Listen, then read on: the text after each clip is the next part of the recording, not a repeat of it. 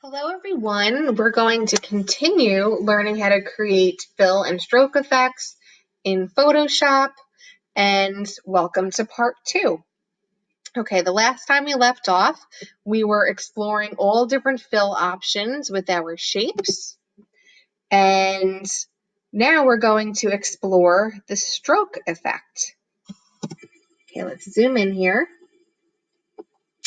Now, what I'm going to do is select my rectangle shape just like before.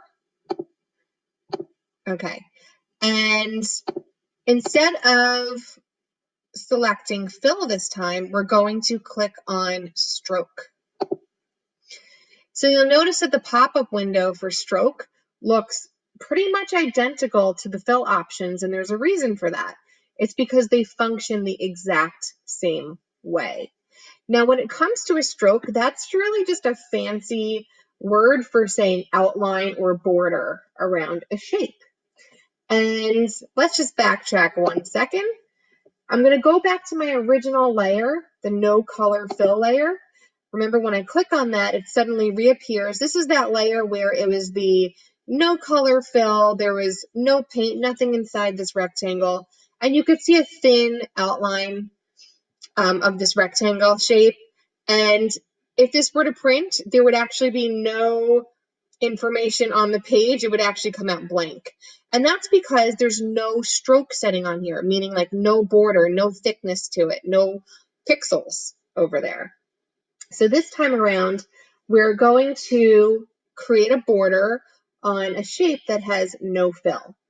So let's try it out. Okay, we'll start by creating a brand new layer.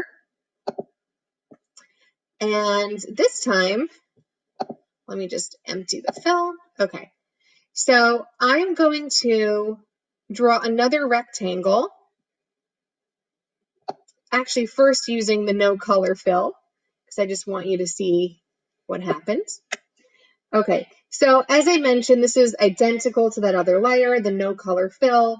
Right now, our outside border, the stroke, has no thickness to it. So when you take a look at the stroke area, you're going to see that there's a little box with a number. It says 3 PT, and that means 3 points in terms of thickness of a line. And there's a little slider here, and watch what happens when I slide the slider to the right. The numbers get higher, but also suddenly it's creating what's called a stroke effect. There's your border. And you can make this really big. It could even get big enough that it actually fills the whole rectangle. But my suggestion is that if you want your rectangle shape filled solid, don't do it with the stroke, just actually do it with a fill. And here we go. I'm going to slide backwards. And then you can see that it can get thinner as well. All right, so you can use the slider to adjust the thickness of your border or stroke. And another option is you can just type in any number that you want for your thickness and press enter, and there you go. So I'm going to actually name this rectangle solid stroke, because it is a solid line. It's like kind of like when you saw the solid fill, but the only difference is it's only filling the border. It's only filling the stroke. Okay, let's save that. And let's move on and create a brand new layer. This time I'm going to click on the stroke panel. So I showed you initially having no color. When I used the slider and I adjusted the thickness of the stroke, it actually automatically went to the solid fill. And the solid fill works the same exact way as, the solid stroke works the same way as the solid fill. And I'll just illustrate that on the previous layer. So I'm clicking on that solid stroke. And you can also select any colors that you want. You can adjust your color around the border, for example. Okay, pick a swatch. You could also pick a custom color, just like before. If you don't see a particular color or swatch in your swatch palette area. Okay, I'm just going to stick with black for now. But just so that you could see the various effects that you can get. Okay, so that's solid stroke. And then the next effect that we can check out, just like we did with the fill, is how to get a gradient stroke. So let's just create our rectangle first.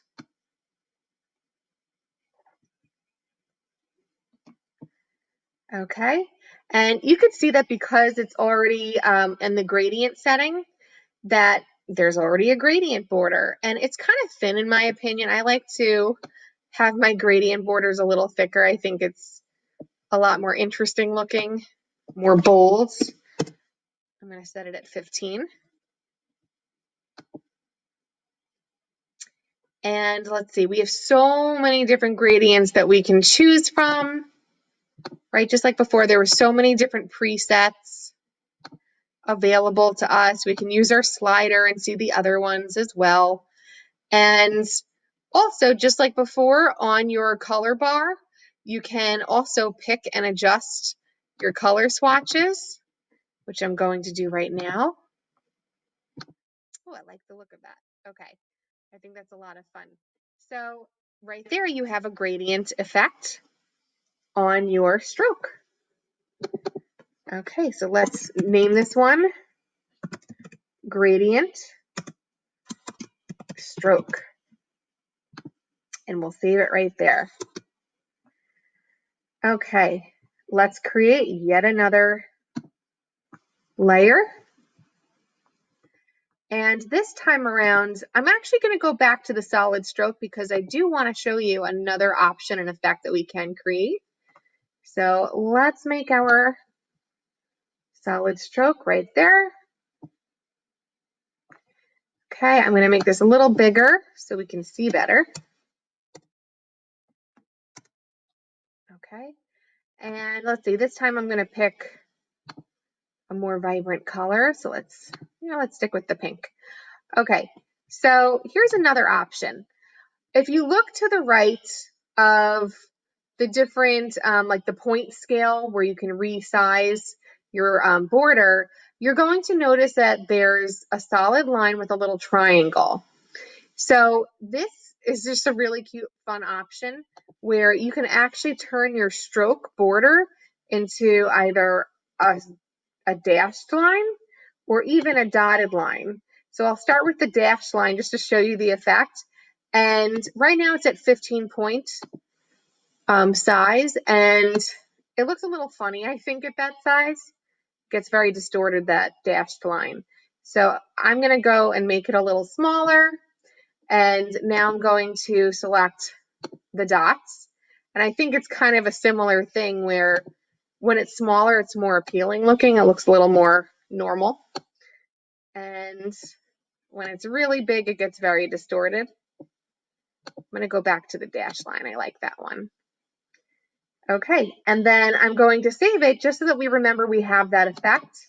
So this is a dashed solid stroke. Okay, let's save that and make a brand new layer. Okay, you might have noticed that when I saved it, the dash area just changed, but I just want to let you know it's because of a glitch, not because I actually added any special effect to it. So that's why that happened, but normally it should just stay in the form that you saw just a moment ago. Okay, let's go back to the stroke area, and this time we'll try a pattern.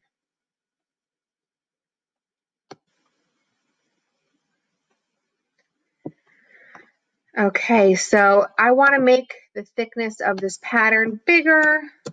I like the look of 15, size 15 there. And just like before, we have swatches, preset swatches.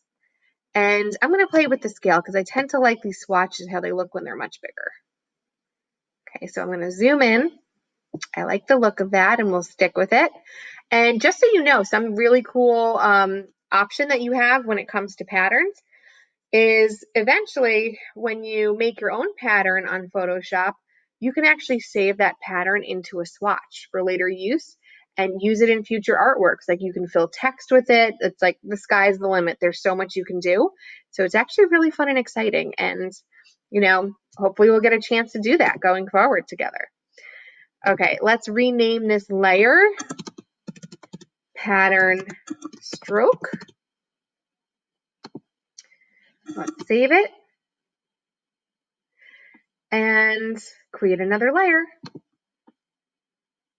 Okay, once again, you saw when I created a new layer, my dash solid line did something funky. I'm just pointing it out. That was not me changing it. It's also a glitch. So ignore the glitch. Okay, so clicking back to stroke, let's try some other effects here. Actually, I'm going to backtrack a second. I want us to try doing a fill and a stroke combined. So I'm going to go to my gradients. Okay, I'm just going to click on one of the presets and let's make one right here, a rectangle. And because you'll notice that my stroke was set to a gradient as well, that the gradient showed up right around the border of the rectangle that I just made with the gradient fill. Okay, I just set it to 15. And it has such a fun effect. There's so much that you can do with it. So this is actually a gradient, fill, and stroke combined. Okay, and let's try one more effect. Okay, I'm going to get rid of my stroke. So I'm going to go to my no color because I don't want any stroke on here. I only want to work on a fill.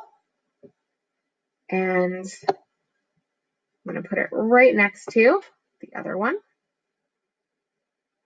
Okay, I'm actually going to backtrack because I want to resize.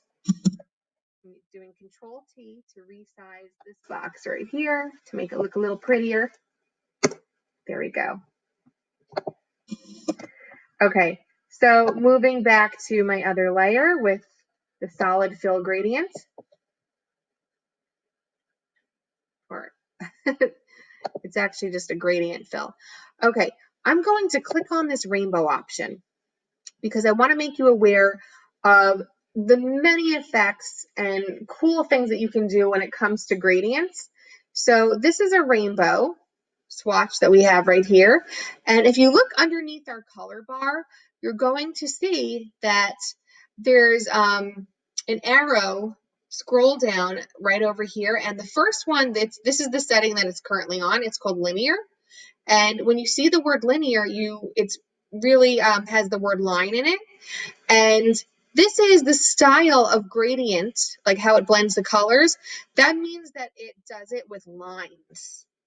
And the cool thing is we can adjust those lines. I'm going to come back to that in just a second. You see these are different gradient styles. There's also something called a radial gradient.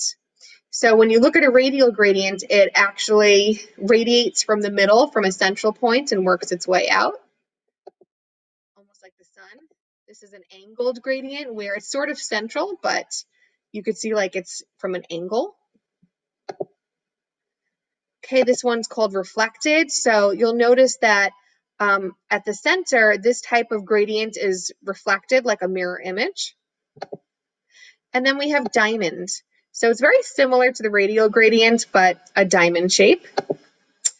And I'm going to go back to the radial one because I'm going to show you another cool effect.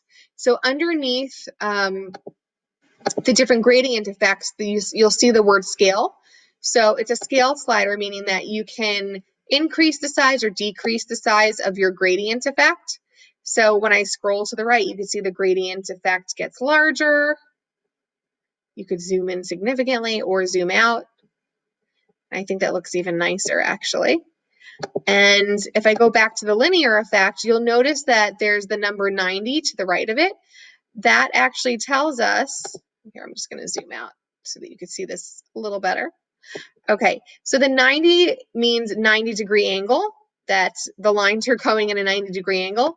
But you can actually change by clicking on that little circle to the right of that, and it changes the angles of the gradient, which is really cool too. So you can have many different effects here. Oh, I like it. I can't even decide. I like them all. Okay, but I'm just going to stick with this one for now. And let's call this one. Okay, this was a linear gradient fill. And we'll leave it at that. Okay, so I'm pressing Control S for save. That's the keyboard shortcut for saving these. And the next thing that we're going to do is add text to our page because we want to turn this into a guide so that we remember all of the effects that we created here today. So, all right, I'm going to start way at the bottom at my no color fill. So you'll notice as soon as I clicked on that layer, this rectangle reappeared for me. And how do we label things? By writing on them using text. So let's get into some of the text effects. So look at your tool panel on the left. And if you scroll and click on that letter T, that is our text tool. And you'll notice as soon as I clicked on it, there's all different effects and options related to the text tool up here. We could probably do like 20 lessons on this alone, but let's just start simple. So when you click on the text tool, you'll notice that a little icon appears, and I'm just going to click right above that rectangle, and you'll see that when that icon appears and then you click on your page, that a little blinking line appears very much like you'll see in other programs like Microsoft Word, for example, and we can actually just type and create some text here. So I'm going to type in the word text, and you might have noticed that when I was typing, it's coming in backwards. It's going from right to left, which is not standard English. We don't read right to left, we read left to right. And that's because if you follow my mouse, the cursor up here, it's selected on the justify right option. So we can actually change it to the justified left. And then if I'm typing,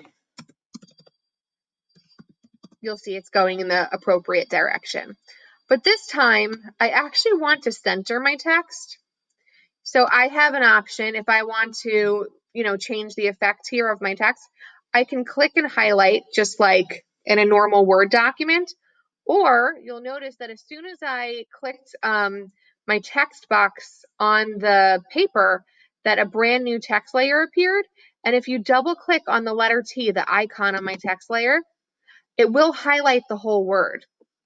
So I'm going to actually use that to my advantage, and I'm going to click the centralized text. The next thing that I'm going to do is adjust my size. So you'll see here's a 12-point font. It has all the different presets like you would typically see in, let's say, Microsoft Word. And then I'm going to use my Move tool at the top of my tool panel. Okay, just to center my text over my rectangle, which is currently invisible.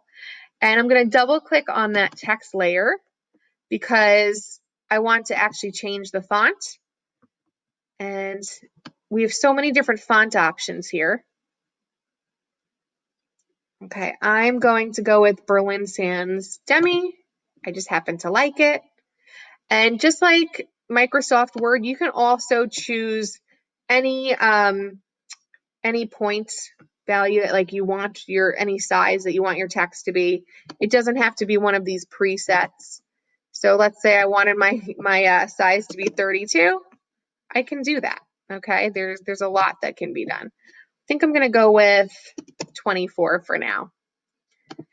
Okay, and so I want to actually label all of my rectangles as well. So we're going to call it whatever the name of that rectangle is, which I currently have in my layers panel. So I'm going to just copy what I wrote for each layer. So this one is going to be called the no color fill. There we go. And then I'm going to click on my next layer, which was the solid color fill, and I'm going to add a text box right above that. Click on my text tool. Okay, I'm going to click on top of my rectangle, and this one is called Solid Color Fill. And I'm going to click my Move tool because I do want to centralize my text right on top of my rectangle. And I'm going to continue down the line that way. So I'm going to click the Gradient Fill. And you're probably wondering, why do I keep clicking the layer that I want my text to go on top of? It's because whenever you have a layer highlighted, whenever you add like a new layer or let's say like a text box, it will automatically go on top of the layer that's highlighted. So I want to keep all of my layers organized. That's why I'm doing that. Okay, so we'll click right here, and I called this one Gradient Fill. Click my Move tool.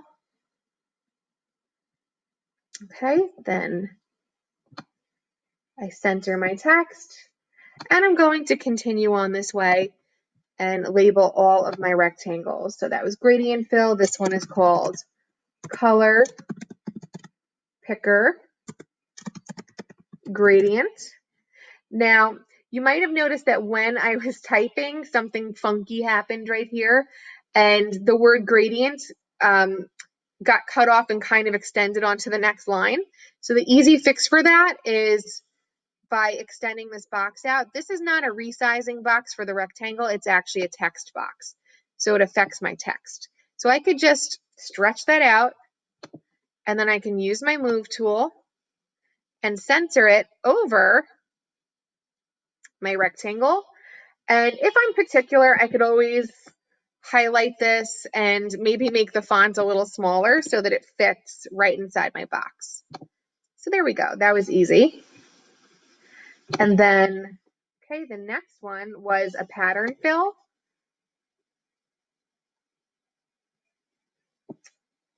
Okay, where's my pattern fill?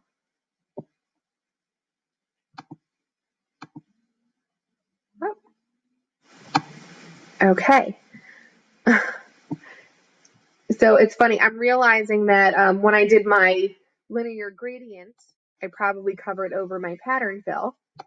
And something went a little funky here. I'm just gonna fix this one a little bit. Okay. See, it's good to see when mistakes happen because then you get to see how you fix them. So let's go to our pattern, click on our bubbles. There we go, it's fixed.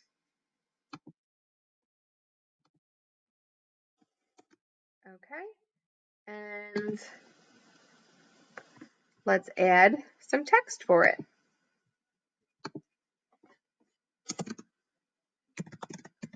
Pattern fill. You might have noticed that when I clicked that, once again, my dash line box did something funky, and then it just disappeared as I'm talking, and it's glitching, but it's all right. We're gonna move on with it. Okay, let's move on to the solid stroke.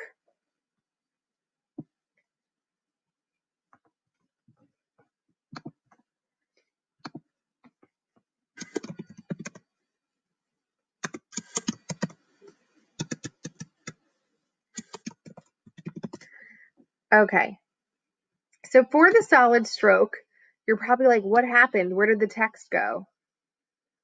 Okay, you'll notice that because the text is black and so is the solid stroke and the word was up here, it literally disappeared. So that's why we couldn't see it.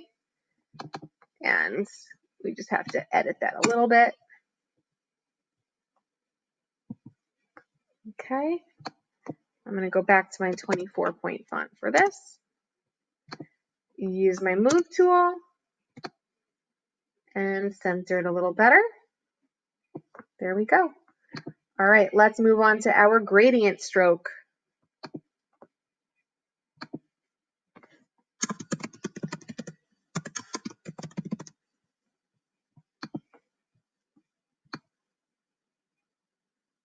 Okay, there's our gradient stroke and our dash solid line stroke. Okay, that was over here.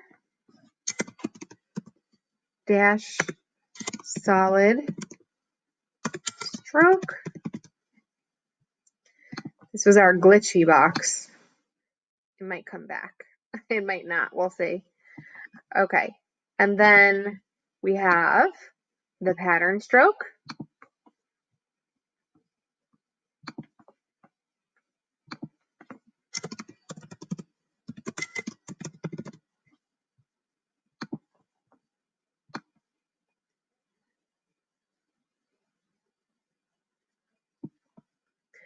And next we have our gradient fill and stroke.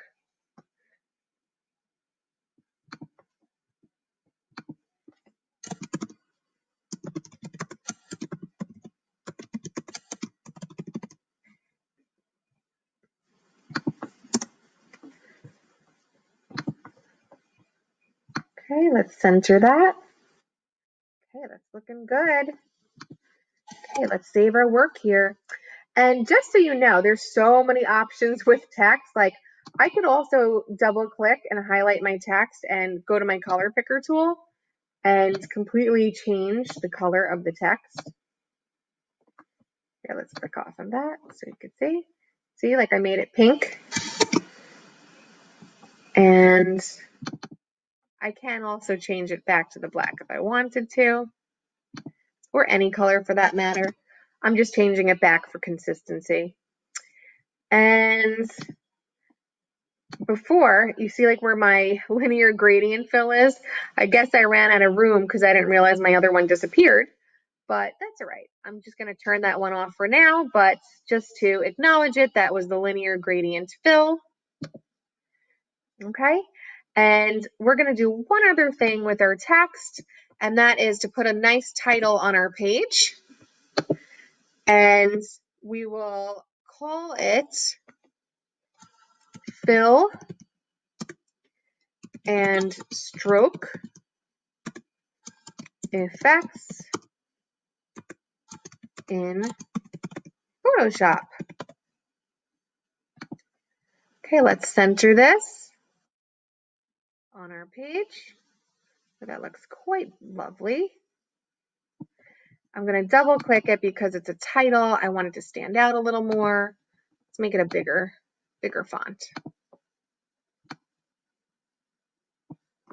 Okay, and we can play around with this quite a bit.